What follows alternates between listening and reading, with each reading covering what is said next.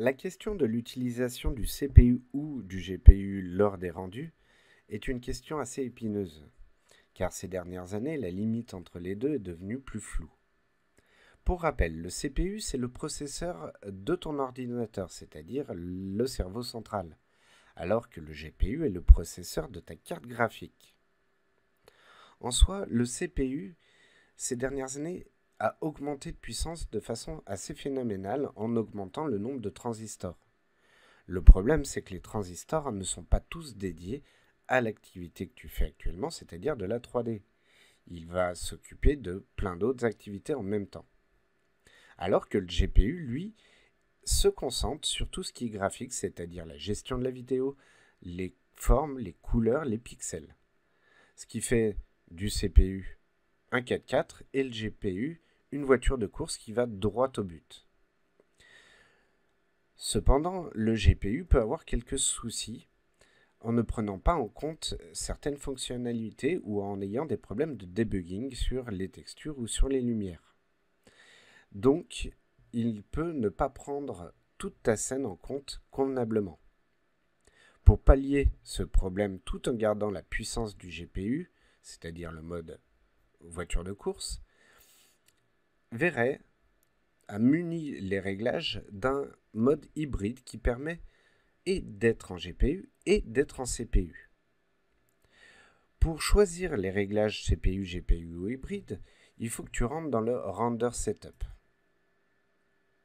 Lorsque tu es en VRS 5 Hotfix 2, tu vas être en utilisation que du CPU.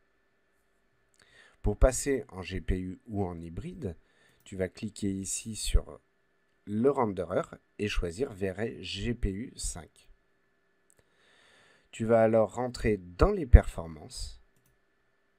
C'est ici que tu vas choisir les performances donc du traitement par le GPU, le nombre de rayons de lumière par exemple par pixel, la profondeur de rendu, quoi des traces, ou encore la qualité des textures.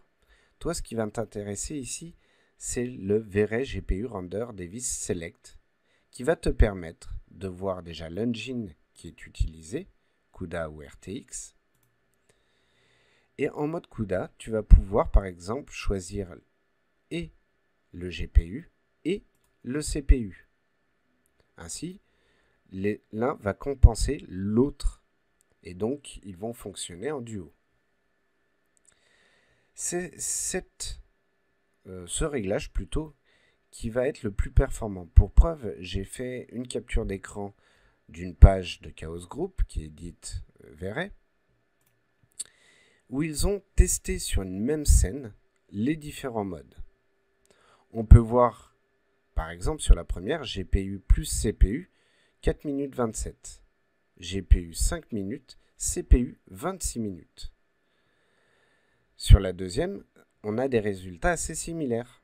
GPU plus CPU 9 minutes, GPU 11 minutes, CPU only 40 minutes.